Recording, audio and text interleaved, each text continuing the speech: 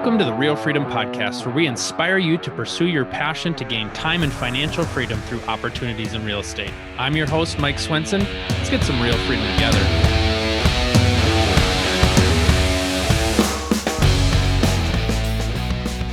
Hello and welcome everybody to the Real Freedom Podcast, where we talk about building time and financial freedom through opportunities in real estate.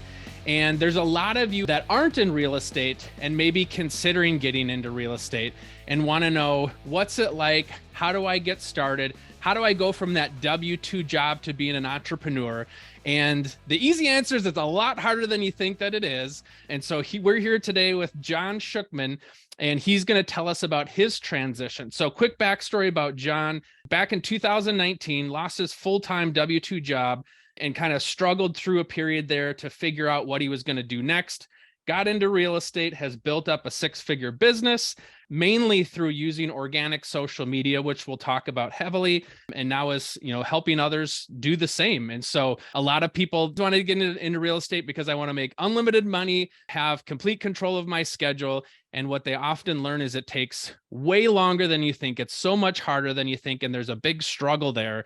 And so we're really going to kind of talk about that today. So John, welcome to the show. Excited to have you. Mike, thank you so much. Excited to be here. And I will just say, I know that, I have a podcast. I know that podcasting can often be a thankless job. So thank you for what you're doing to help people. I know podcasting is one of the coolest things and coolest ways to meet people, but I know often you do a lot of work. I'm sure if you're like me, you're like, is this really worth it sometimes? So I just want to say, from one podcaster to another, thank you so much for what you're doing to help people kind of see these stories of financial freedom. And thanks for having me on the show.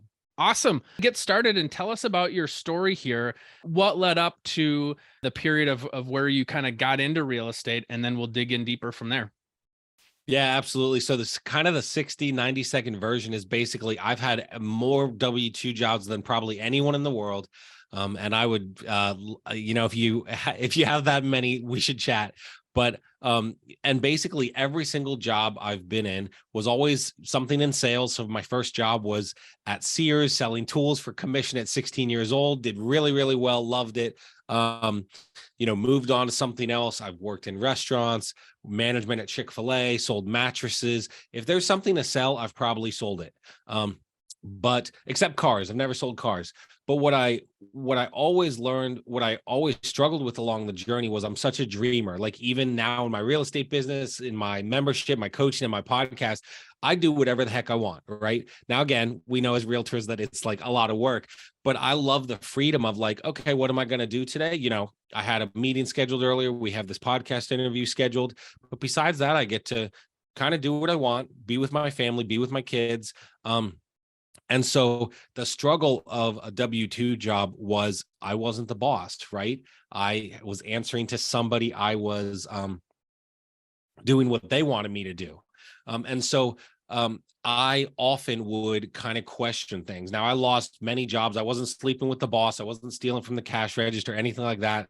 I just was such a dreamer and a visionary. So one of my jobs in banking, I remember an assistant branch manager would email me, hey, can you email this person? And I would push back like, did you just email me and tell me to email someone, right? That didn't sit very well. I remember in a job at Chick-fil-A, I love Chick-fil-A, great company. I was so busy dreaming and, like it's a great time to dream and try to improve things at 10 a.m. or 4 in the afternoon. It's not a great time to do that at 1 o'clock in the afternoon when you're pushing 100 cars through the drive-through in an hour. And so I didn't have that like awareness to be like, okay, now's not the time to improve. Now's the time to get the darn food out the window. And so if I really think about my entire W-2 journey, I've shared this a lot recently. There was a great quote by Albert Einstein that says, everybody's a genius. If you judge a fish by its ability to climb a tree, it'll grow up its whole life thinking it's stupid. And that literally is like, that defines my entire career. Like I always thought I was dumb or stupid because I would lose jobs. No, I just had to find the right fit. And so we can jump deeper into it. But once I really found real estate and I'm like, wait a second, I'm good at relationships and I'm good at sales, and put those together and could be the third piece being like, I'm my own boss. I kind of do what I want. I feel like I hit the jackpot and found what I really was meant to do. Now, I know a lot of your audience too is like, okay, how do we find passive income, residual income? I would say you've got to build the foundation first, right? Me saying, oh, I want to create a 6-figure income where I just have rental units and I kind of sit on the couch all day. That's years down the road. Like, me and my wife are just starting to think about investing now. Well, but we had to build up a foundation through the residential real estate first. We couldn't just sit there. And so I think like residual income is a great word. I feel like passive income, people often think like, I don't have to do anything for it.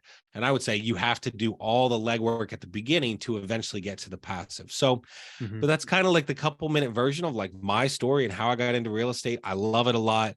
Have had a lot of success. Now I, get to coach other realtors because I have a membership for realtors and I coach them on social media, have a podcast for realtors. So it's been a ton of fun, a lot of work, right? And I would say God's blessed our family incredibly. My wife's been able to stay home after we paid off all our debt. So, but it's been a lot of work. And I would encourage people listening, like, this is not like the overnight success story, right? There's been a lot of work, a lot of struggle. I went through a lot mentally, as we kind of said before we started recording. Like, I've been through a lot.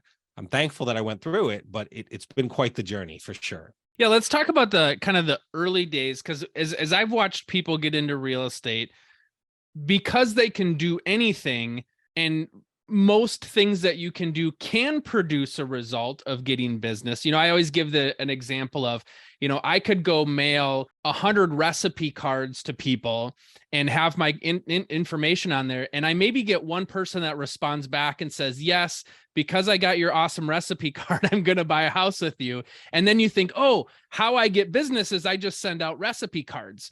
So I think the struggle is, because you can pretty much produce any result, because it is a relationship business, it's finding the right hammer to knock on the right nail consistently. And so talk about kind of how you went about figuring out how to get business and seeing maybe some of those first fruit results, as you got your license and got those first few closings. Yeah, I would say and I will say, I'm going to talk a little bit here about social media and how it worked for me. Some of you out there are like, well, I have a full-time job. I can't talk about my business, my real estate business, blah, blah, blah. I get that. So I would just say there's different ways to skin a cat. My way is probably not for you, right? Someone that can't use social media, we have someone on our team. They're a pastor. Their church has asked them not to be on social media about real estate, and they've had to respect that. So they have to find a different way. For me, though, it was all social media, man. It's all organic social media. And so some people are like, well, that doesn't make any sense. How? I don't pay for ads. I don't pay Zillow. I don't pay anybody. It's organic social media. Created a 6-figure income. And what I've learned, so I don't even know that you know this, but I have a previous, side hustle. Even in my W-2 days, I was a wedding photographer. Like, I own all the professional equipment.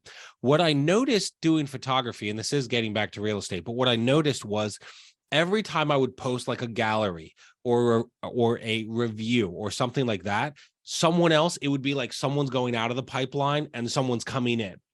And so I'm like, wait a second, even 10 years later, I'm like, that applies to real estate, because now when I share things, and again, it's just organic stuff. Oh, at a showing, I was at, Starbucks today for a meeting. As I kind of share that stuff on social media, people get to know me. And here's the thing, people want to do business with people that they know, like, and trust. So if you go to my Facebook, it's completely public. You'll probably be like, I like him or I don't, based on what he posts, what he doesn't post.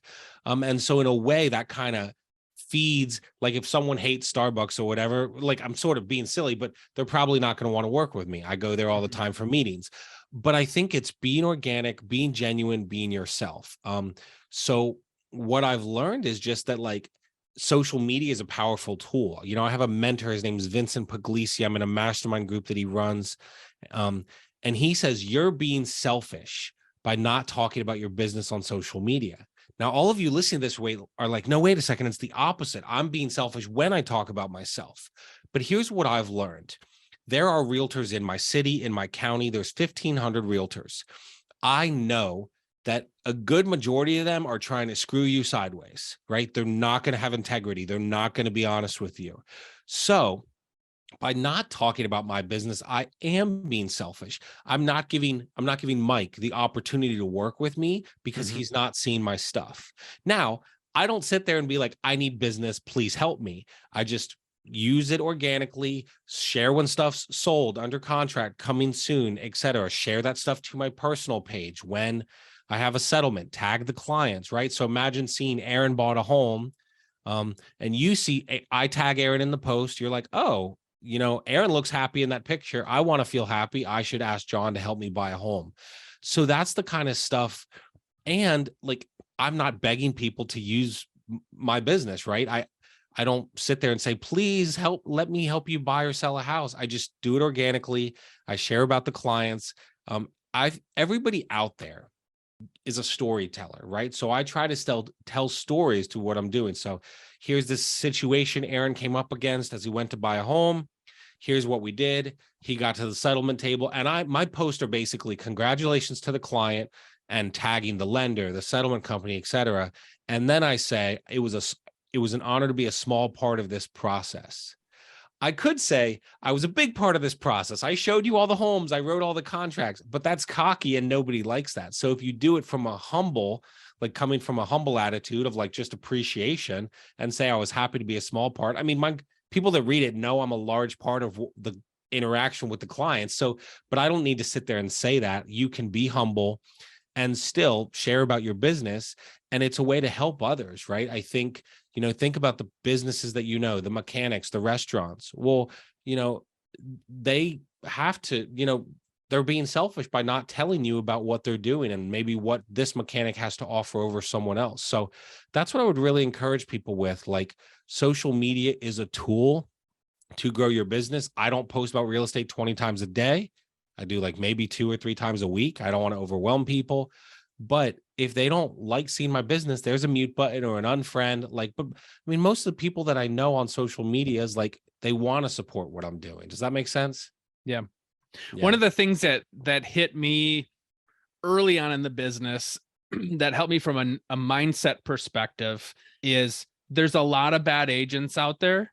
And by sharing your story, you're hopefully preventing somebody from using a bad agent, and so in some ways, when you kind of flip the script and you say, I have a responsibility to get my name out there because I know that I'm going to do a good job. I know that I'm going to give them great service. I know that I truly do care for them, that it's my responsibility to tell people what I do, because lazy agents, bad agents, agents that do want to screw you are out there. So the more clients you get yourself, you're preventing them from a bad experience and, hopefully taking that transaction from a bad or lazy agent. And so that helped change kind of my mindset of, oh yeah, this does make sense. I'm not bothering people. I'm doing a service because I know that I can give good service. I know that I trust my abilities as an agent to do a good Mhm. job. So that's why I want to get out in front and work with people versus, oh shoot, I might be bugging them too much by contacting them. Well, and I think too, I love what you just said, because it's not like I would message you every day. Hey, did you know I'm a realtor? Hey, did you know I'm a realtor? I'm just putting stuff on my page, right? Yeah. And 40% of my clients have fired another agent and found me. So what I learned with that was, even maybe I think every agent's great. My clients are telling me, no, they're not. One of the ones I'll always remember is them firing a client. Now, this was not like a $50,000 deal. They bought a $400,000 house. They sold a $300,000 house. He did not respond.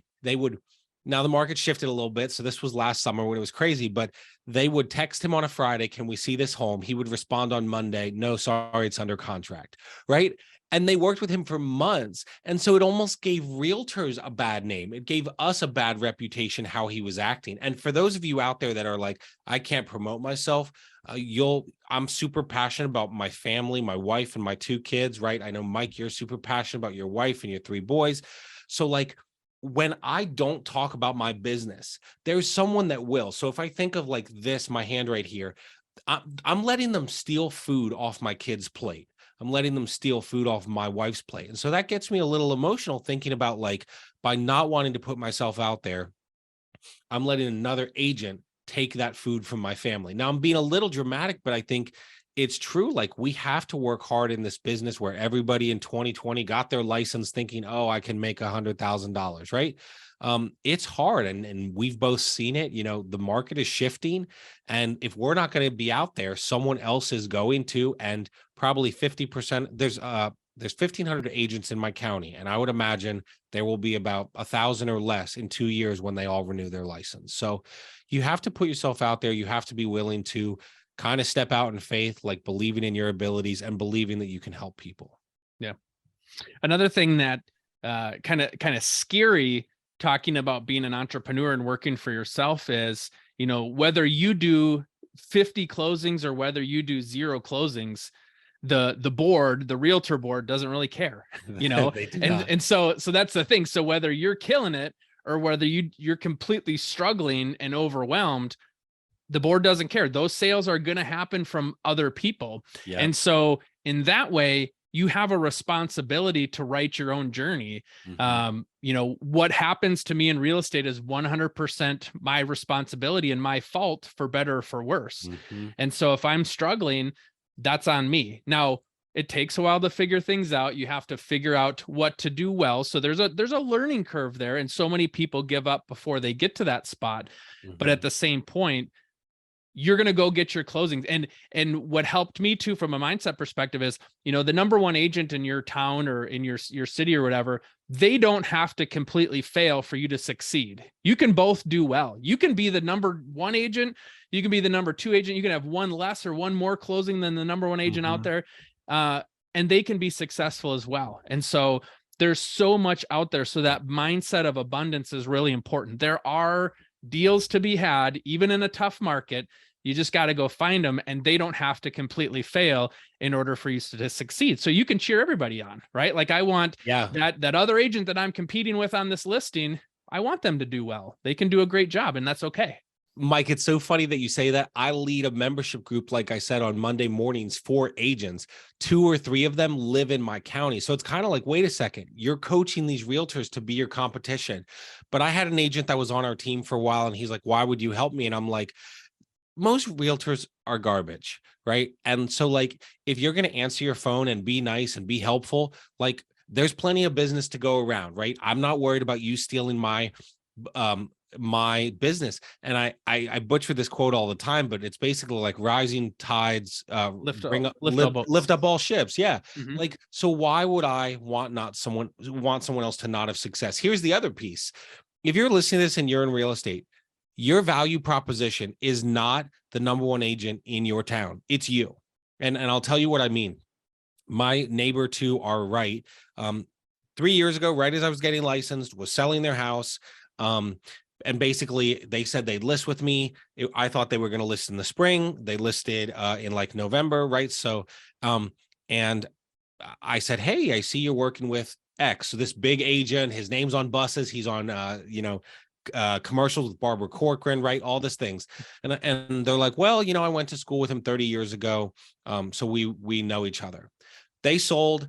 And I said, I just followed the process, and the agent who listed their home on that person's team was a buddy of mine. So it wasn't like, oh, I'm so angry. Like, I was happy for him. But after the settlement, I said, hey, so how was your experience working with him, the agent, on the buses and stuff?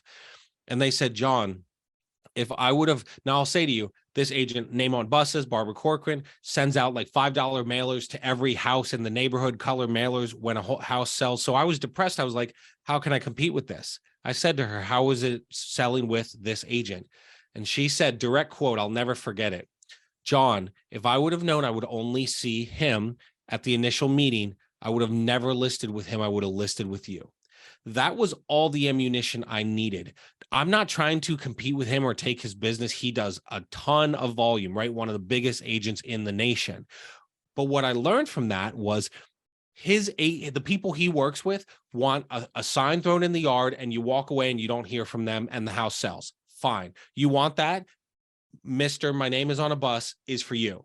If you instead want a personal relationship with someone who it's not about, the commission. It's not about selling a home. It's like a relationship, and they're with you from the start to the finish. You're not on a conveyor belt. Like, okay, you're under contract. Now we're handing you off to this person. Okay, you're clear to close. We're handing you off to this. And I said, and I can say this to my clients, if you want someone that's going to be there from the beginning to the end and, answer any questions, hold your hand if you need it, I'm your guy. And so for you out there, that's why I'm saying your value proposition is you. Stop trying to compete with the agent doing 400 deals a year when you do two. Try to think of what is the value I bring to my client and focus on that. Don't focus on, oh, I can't compete with the guy whose face is on a bus. No, and you don't have to. You have something valuable. Every single one of us in real estate, in any business, has something valuable to bring to the table. So what value do you bring? Exactly. I mean, having worked on the admin side of a large team, one of the things we talked about, right, now I wasn't an agent at this time, but one of the scripts that the agents use is, hey, if you find another person that sells more houses than our team, you should probably use them, right? Yeah. I'm just saying they're standing on the leg of, we get homes sold, we sell a lot of houses, and then absolutely somebody in shoes of smaller, it's the customizable service. And so both can be of great resources. Like on a large team, there's lots of people that enjoy their experience. There's people that don't enjoy their experience as well. And when you're on a small team, or maybe you're a solo agent, yeah, your value is the level of attention. And if you're their only customer, then you better do a good job with them, because you're the only customer right now. And it's those experiences, when you leave them a wow experience, they're going to tell other people, and that's going to get you another shot. So yeah, you absolutely are correct. You don't have to worry about competing with them.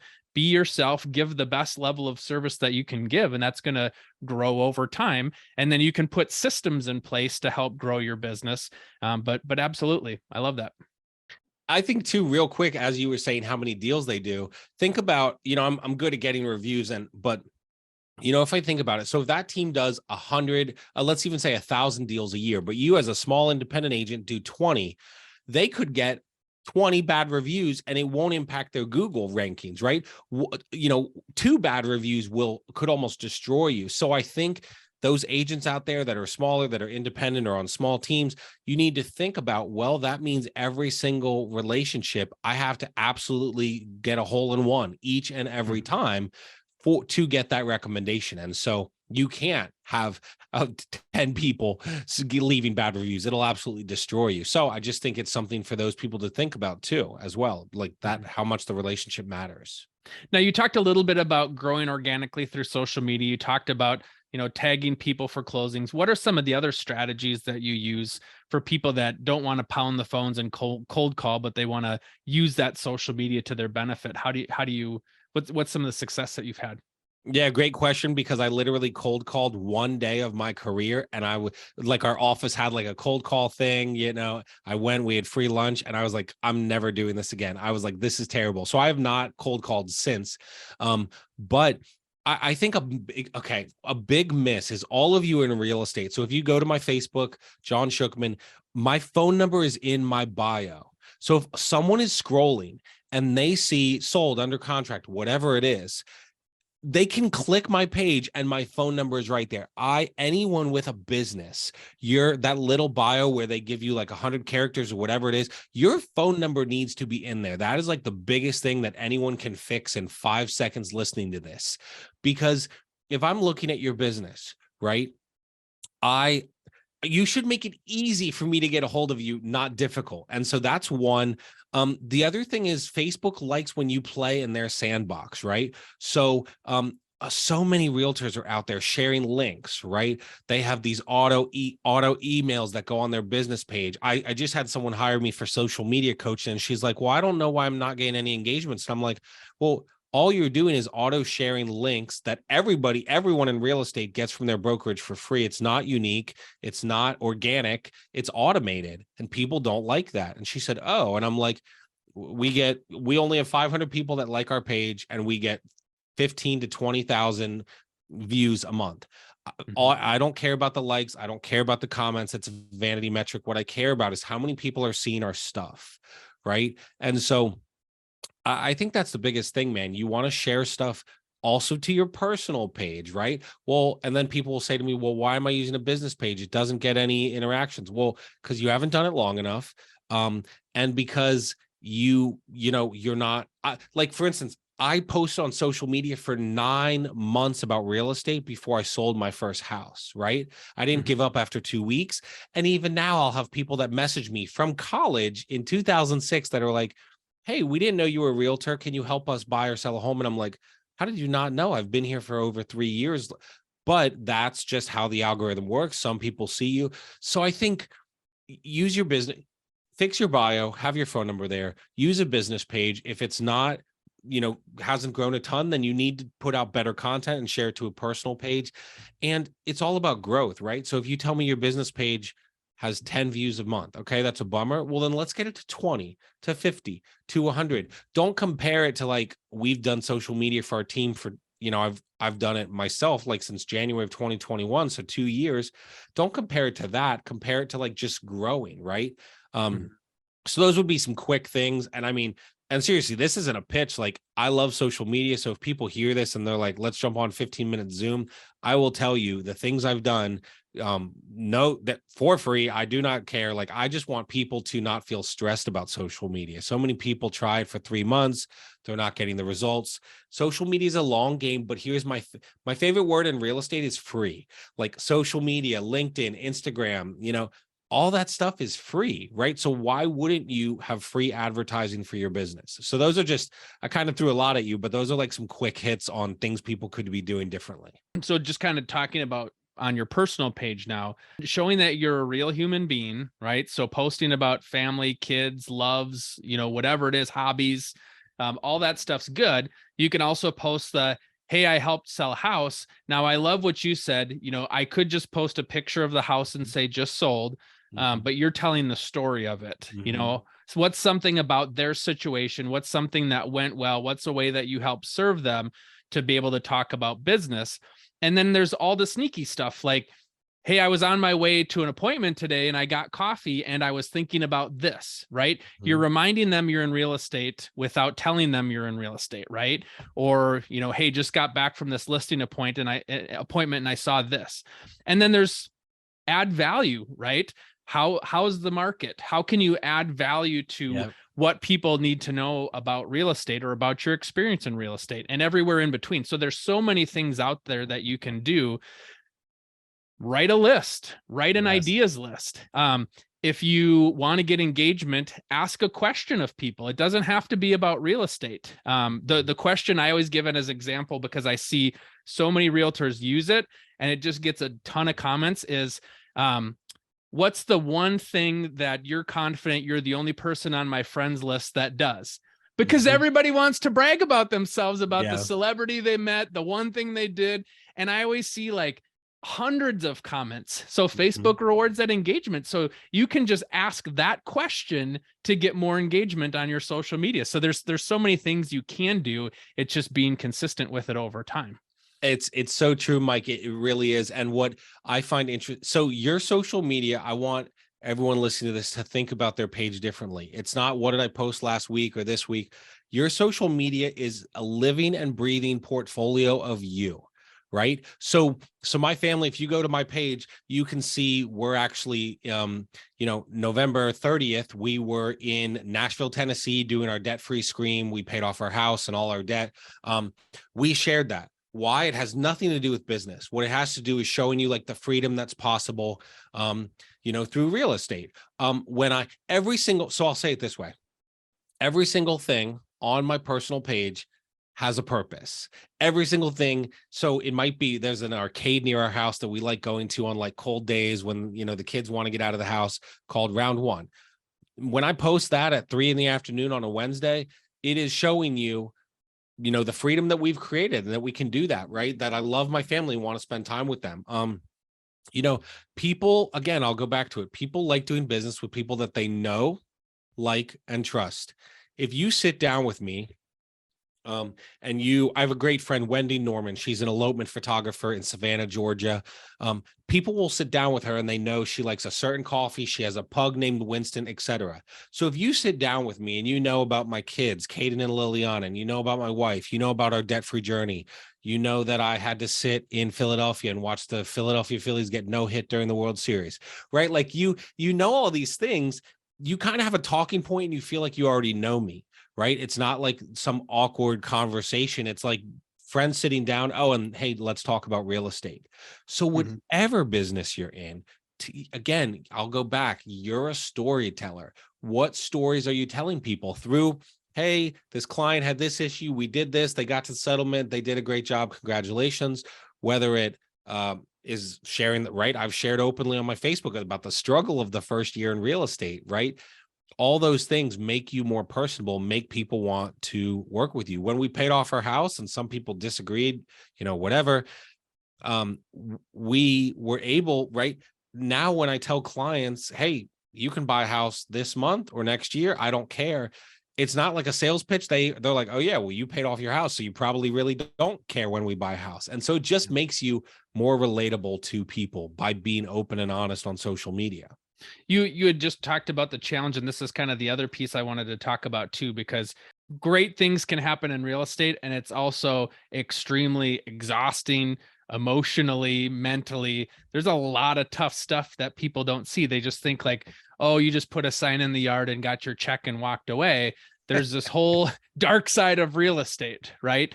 And so I'd love to just kind of hear some of your thoughts and some of your experience going through the challenging times over the last couple of years as you built your business, and kind of how you've been able to overcome some of those struggles.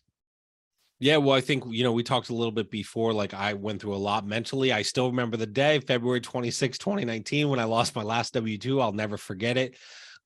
What I think learned during all this was you just need someone believing in you and cheering for you. So for instance, when I went through depression and all those things, my wife was amazing. She was still working at the bank that had fired me. So that was like the worst experience in the world. But she was like my biggest cheerleader and kept reminding me, hey, I believe in you. I know this job didn't work out. Now, again, they fired me without just cause. I got 6 months of unemployment out of it, but just having someone that believes in you. There's a great story about Frank Sinatra that my friend Vincent, who I mentioned earlier, tells in a book of his. And it basically says that during the last couple of years of Frank Sinatra's career, he was on stage at one point, stopped, was stumbling over his words, couldn't remember the words, and like his handler, whoever the person was like, come on, Frank, let's go off stage. And the guy literally was like, this is it. This is the end of Frank Sinatra. And right as he was about to take him off stage, some guy in the very top row up in the bleachers started clapping. We love you, Frank. And then, of course, the whole place erupted and said, we love you, Frank. Frank Sinatra went on to have 2 more years of touring. You can look this up. It's a great story from that, right? Mm-hmm. And so it was the story basically, and the lesson is you really just need that one person cheering for you, that one person who believes in you. Like that guy, he could have thought, oh, this is awkward, I'm not going to clap. What if I'm the only one clapping? Nobody wants to be that guy. He didn't. He cheered for Frank Sinatra, and Frank went on to tour for 2 more years. So I just think that's a lesson too. You just need one person cheering for you. And so what I would encourage everybody out there is we all have that person. My wife believed in me. I have friends that believed in me. Andy, who I lead our team with, believed in me. So I think often about like legacy and impact. So I think like, hey, those people helped me. How can I cheer for them? So I think that's the biggest thing I've learned. It's like, you only need one cheerleader. And then it's kind of like, all right, how can I help others? How can I cheer for them? How can I be a resource for them? It's very difficult.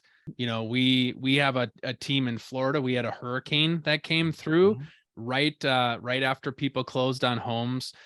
We've had, you name it, weird situation has happened. And so you've got to figure out from a business standpoint, what do I need to do? From a personal standpoint, like helping them get through stuff. And then too, your income is tied to those things. And so you have to get to the point where you can continue to put enough closings on the board where something falling through isn't going to throw you off the tracks. And so there's a lot of challenge out there. So for people listening, just know It's hard. It's hard. And there's so many times you struggle, and mindset is really important. You have to keep feeding your mind positive thoughts, encouraging, uplifting things, having community of people that you can talk to, because it can be lonely. And there's a lot of times, there's a lot of people in real estate that I know have let the struggle get the best of them, and they've left. And what you're missing out on is the positive gain that comes when you do figure it out, and you are figuring out ways to grow your business, grow your income,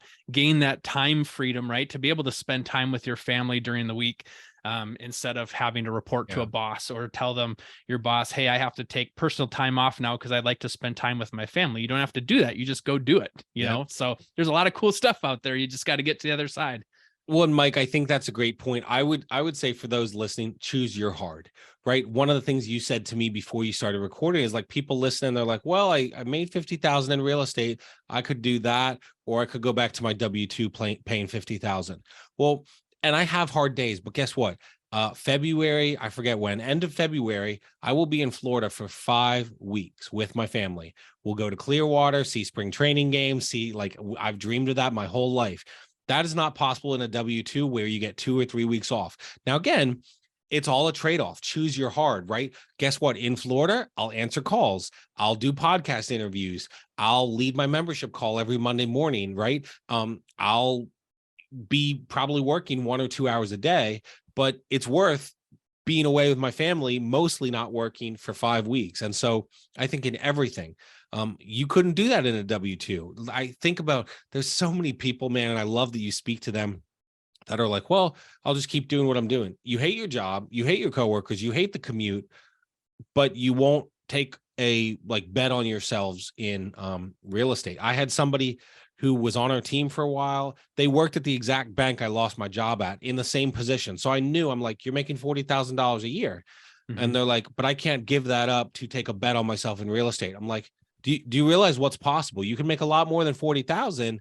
You just have to kind of bridge that year, maybe year and a half to get to that point. And they're like, why? I can't afford that. Well, you eventually have to be willing to bet on yourselves. And here's the thing. People that would be willing to step out of a W-2, so many of you are doing, oh, I'll do real estate on the side. Guess what? If you made $40,000, $50,000 doing real estate on the side, I would guess if you actually put your heart and soul and effort into it, you could make a lot more than that. So anyway, I feel like I'm preaching, but that's kind of my advice. You got to bet on yourself and choose your hard. Both paths are hard. I worked in a W-2 job and then worked at a W-2 job in real estate for a while before I started my own team. And now I will do whatever it takes to not go back to a W-2 job, because, they talk about kind of that burn the boat moment where you're going all in. It is worth it. There's a set of challenges you don't have to deal with in a W-2 job.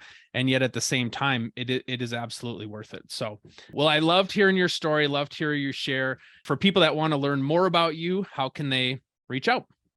Absolutely. Well, again, thank you for, what you do with your show, and thanks for having me on. The best place to probably reach me is social media. You can find me, John Schuchman, and also my website, therealestatesurvivalguide.com. There you can find my podcast, which I release 3 times a week, twice a solo episode and 1 interview each week. And you can also, and me, I'm hopefully going to have Mike on the show. We've talked about that. So I think you'd be a great guest. And I also have a membership there as well for realtors or people thinking about real estate. What I've tried to do, Mike, is everything I've built, the membership, the podcast, was all built from pain, things I wish existed 3 years ago that I didn't know about. And so, now I have a membership and I'm like, okay, well, how do I make this something that makes money, but is so affordable that people can't say no? And it's $50 a month and you get coaching from me. You get a Zoom call every Monday. So it's anyway, I've tried to over provide value there because I want people in real estate to find success. So the website, therealestatesurvivalguide.com, and all the info's there. And again, this isn't a pitch, but anything I can do to help people with social media, I'm super excited about it, passionate about social media. And so I don't want people out there thinking, oh no, I can't do this. Forget it. Let's connect and I'll help you with any social media questions. Yeah. And quick for people listening, just to spell it out, Schuchman, SCHUCHMAN. So that's how you spell it. Yeah, you would have never found me if you just tried to spell it out yourself. So thanks, Mike. And again, thanks for what you do. And thanks for having me on the show. It was a blast. Well, very excited for you to share your story. And absolutely, if you're somebody out there that's looking for a way to get into real estate, kind of how to get out of the W-2 and get in it full time, John, I think you're just a shining example of what's possible, and to do it in a way where it's not the cold calling that a lot of agents feel that they have to do. It's just building trust and growing your relationship. So thank you so much for coming on, and best of luck to you in the future. Thanks so much, man.